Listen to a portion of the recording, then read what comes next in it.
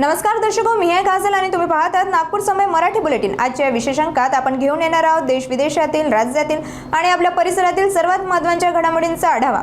राजकारण, समाज, आरोग्य, संस्कृती, मनोरंजन आणि अनेक महत्त्वाच्या क्षेत्रातील ताज्या आणि ठळक बातम्या तुमच्या समोर मांडणार आहोत। तर मग वेळ न घालवता सुरू करूया आजच्या महत्त्वाच्या बातम्यांसोबत।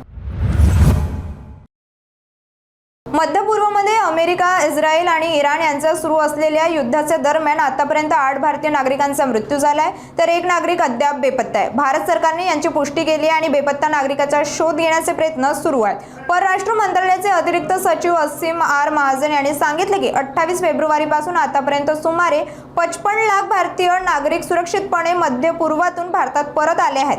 परराष्ट्र मंत्रालयाचे प्रवक्ता रणधीर जयस्वाल यांनी सांगितले की भारत युद्ध परिस्थितीवर सतत नजर ठेवत आहे आणि संघर्ष संपवण्यासाठी संवाद व कूटनीतीवर भर दिला जात आहे। त्यांनी पुढे सांगितले की पंतप्रधान नरेंद्र मोदी यांनी 28 मार्चला सौदी अरेबियाचे क्राउन प्रिन्स मोहम्मद बिन सलमान यांच्याशी फोनवर चर्चा केली। त्यांनी मध्य पूर्वमध्ये सुरू असलेला संघर्ष, व्यापारी जहाजांची सुरक्षा आणि नौवहन स्वातंत्र्य सुनिश्चित करण्याची गरज यावर चर्चा केली। 1 एप्रिल 2026 पासून नवीन आयकर कायदा लागू होईल, ज्यामध्ये 12 लाख रुपयापर्यंतची उत्पन्न करमुक्त असेल आणि जीएसटी 2.0 मुळे आर्थिक ढाच्यात बदल होतील। तथापि पश्चिम आशियातील तणाव आणि नवीन नियमांमुळे एलपीजी, औषधे आणि 4 चाकी वाहन महाग होऊ शकतात, ज्यामुळे सामान्य लोकांच्या खर्चात वाढ होईल। महानगरपालिकेच्या स्थायी समितीच्या बैठकीत जोरदार हंगामा पाहायला मिळाला। विरोधी पक्षांच्या सदस्यांनी आरोप केला की अध्यक्षांनी कोणत्याही प्रस्तावावर चर्चा न करता फक्त बहुमताच्या जोरावर काही मिनिटात सर्व विषय मंजूर करून बैठक संपवली।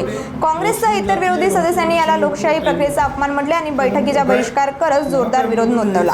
स्थायी समिती सदस्य अभिजित झा, अभिषेक शंभरकर, वसीम खान, मारिस्टेला उसरे आणि असलम मुल्ला यांनी अनेक महत्त्वाच्या मुद्द्यावर चर्चा करण्याची मागणी केली होती, परंतु त्यांना बोलण्याची संधीही दिली गेली नाही। यामुळे नाराज होऊन विरोधकांनी आरोप केला की समितीचे कामकाज मनमानी आणि अपारदर्शक पद्धतीने चालवले जात आहे। अभिजित झा यांनी विशेषतः मागील 6 वर्षापासून लंबित असलेल्या लेखा परीक्षांचा मुद्दा उपस्थित करत प्रशासनावर गंभीर आरोप केले। 26 मार्चला नंदुरबार स्थानिक गुन्हे शाखेला गोपनीय माहिती मिळाली की शिरपूर येथून धाडगावकडे जाणाऱ्या पांढऱ्या बोलेरोमध्ये स्पिरिट तस्करी केली जाते। टीमने शहादा शहरात जाळ टाकून वाहन MS04 ES 9651 थांबवले आणि 550 लिटर स्पिरिट जप्त केले। 26 वर्षीय वसंत कुशल पवारा याला ताब्यात घेतले, तर दुसरा संशयित फरार। या कारवाईत एकूण 8,65,000 रुपयांचा माल जप्त करण्यात आला आहे आणि महाराष्ट्र निषेध अधिनियमाअंतर्गत गुन्हा नोंदवण्यात आला। पुढील तपास सुरू आहे। आजच्या नागपूर समय बुलेटिन मध्ये इतकंच। आम्ही तुमच्या समोर आणत राहू ताज्या, महत्त्वाच्या आणि ठळक घडामोडी। बातम्या आवडल्या असतील तर नक्कीच तुमच्या मित्रमंडळींसोबत शेअर करा आणि हो, पुढच्या अंकासाठी आमच्या सोबत राहा। त्यानंतर सुरक्षित राहा, जागरूक राहा आणि आपल्या नागपूरवर गर्व करा। मी आहे काजल आणि तुम्ही पाहत होतात नागपूर समय। धन्यवाद। हम लोगों ने भी बोले आपको जो कार्रवाई करना करिए, लेकिन हम लोगों का राइट है